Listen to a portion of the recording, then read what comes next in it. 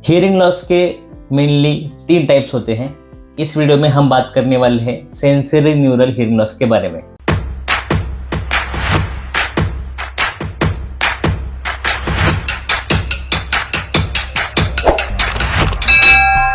जब भी किसी को सुनने की दिक्कत आती है तो इन तीनों में से किसी एक प्रकार की वो दिक्कत हो सकती है। या तो उसे कंडक्टिव हियरिंग लॉस कहते हैं, या तो उसे सेंसरी न्यूरल हियरिंग लॉस कहते हैं, या अगर कंडक्टिव और सेंसरी न्यूरल दोनों एक साथ होता है तब हम उसे मिक्स्ड हियरिंग लॉस ऐसे कहते हैं। इस वीडियो में हम बात करेंगे सेंसरी न्यूरल हियरिंग लॉस के बारे में। नमस्कार, मैं सदानंद गोरे, audiologist, Gore hearing and speech clinic Pune. अगर आपको सुनने की कोई भी दिक्कत है तो दिए हुए नंबर पे फ़ोन करके आप हमारा फ्री कंसल्टेशन ले सकते हैं या फिर हमारी अपॉइंटमेंट बुक कर सकते हैं। सेंसरी न्यूरल हियरिंग लॉस का मतलब क्या है, उसे समझने के लिए सबसे पहले हमें कान की रचना थोड़ी बहुत समझनी ज़रूरी है। कान में सबसे बाहर होता है कान की पाली या पिना, बाद में ईयर कैनाल, उसके अंदर उसका कान का पर्दा होता है। उसके बाद कान में 3 हड्डियाँ होती हैं।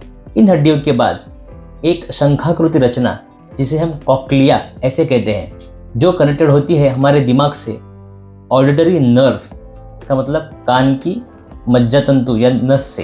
तो ये जो आखिर के 2 पार्ट्स है, कॉक्लिया और ऑडिटरी नर्व, इसमें अगर कोई भी दिक्कत आती है तब हम उसे सेंसरी न्यूरल हियरिंग लॉस ऐसे कहते हैं। इस सेंसरी हियरिंग लॉस में जो 2 वर्ड्स है, सेंसरी और न्यूरल, तो सेंसरी पार्ट कॉक्लिया को रिप्रेजेंट करता है और न्यूरल पार्ट ऑडिटरी नर्व को रिप्रेजेंट करता है। ये आपके ऑडियोग्राम पे भी देख सकते हैं। अगर आपके ऑडियोग्राम में जो 2 लाइंस है, अगर उसमें जो डिफरेंस है वो 10 डेसिबल्स या उससे भी कम है, तब हम उसे सेंसरी न्यूरल हियरिंग लॉस ऐसे कहते हैं।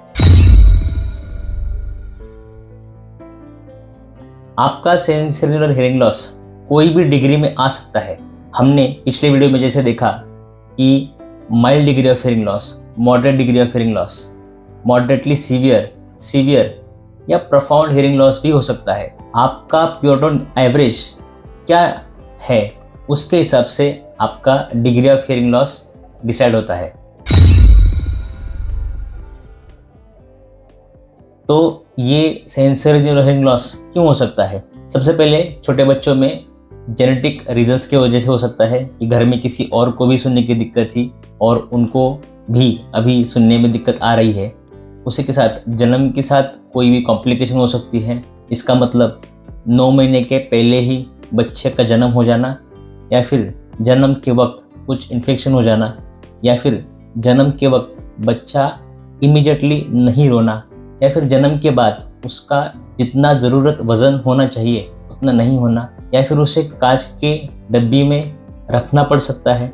ऐसी बहुत सारी वजह है जिससे बच्चे को सेंसरी न्यूरल हियरिंग लॉस हो सकता है। बड़ों में अगर कोई भी व्यक्ति ऐसा काम कर रहा है जिसमें उसे बहुत सारे नॉइजेस से एक्सपोज होना पड़ता है, फॉर एग्जांपल अगर कोई फैक्ट्री वर्कर है जिसे हमेशा बड़ी मशीन्स के पास जहाँ से बहुत सारी आवाज़ आती है वहाँ पे काम करना पड़ता है। किसी को अगर कुछ ही प्रकार की बीमारी है, फॉर एग्जांपल ट्यूबरकुलोसिस, टीबी जैसी बीमारी है, या फिर कोई किडनी की तकलीफ है, या फिर किसी को डायबिटीज़ है, तो इस बीमारियों का भी आपके कान के स्वास्थ्य पर असर पड़ता है और आपको सेंसरी न्यूरल हियरिंग लॉस हो सकता है।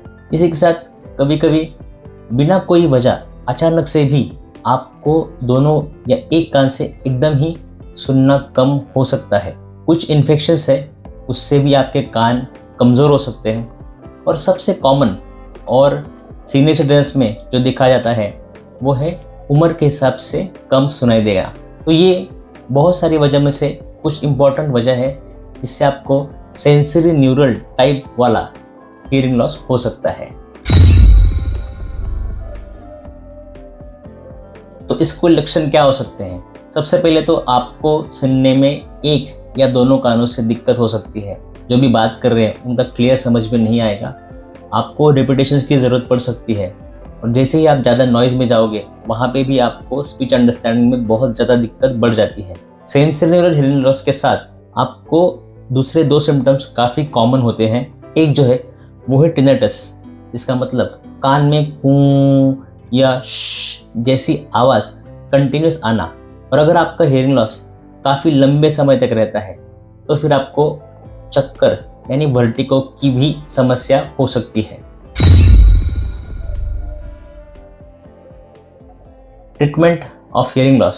सेंसरी हियरिंग लॉस में ज़्यादातर दवाइयों का असर नहीं होता है। हाँ, लेकिन आपको मीनियस जैसी बीमारी है या फिर सडनली हियरिंग लॉस हुआ है तो उस केसेस में दवाइयाँ ट्राई की जाती है जो काफ़ी हद तक यूज़फुल होती है। लेकिन अगर आपको उम्र के हिसाब से कम सुनाई देता है या फिर आपके कान में बहुत आवाज़ें बहुत सालों तक पड़ने के बाद आपकी नस कमज़ोर हो गई है तो ऐसे केसेस में दवाई लेके आपको ज़्यादा फ़ायदा होने वाला नहीं है।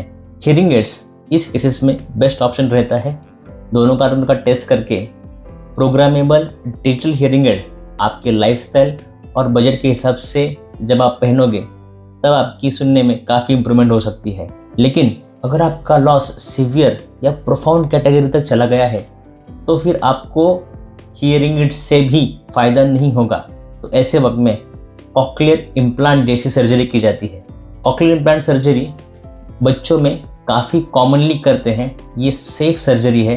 अभी इंडिया में बड़े लोग या बुज़ुर्ग लोग भी कॉक्लियर इम्प्लांट सर्जरी करके फिर से सुनने का आनंद ले रहे हैं। सेंसरी हियरिंग लॉस हम कुछ हद तक अवॉइड कर सकते हैं। अगर आप ऐसा काम कर रहे हो जहाँ पे बहुत बड़ी आवाज़ें आ रही है तब आप उस काम के दौरान ईयर प्रोटेक्शन डिवाइसेस ज़रूर यूज़ कीजिए। काम के बीच में थोड़ा ब्रेक लीजिए ताकि आपको कानों को आराम मिले।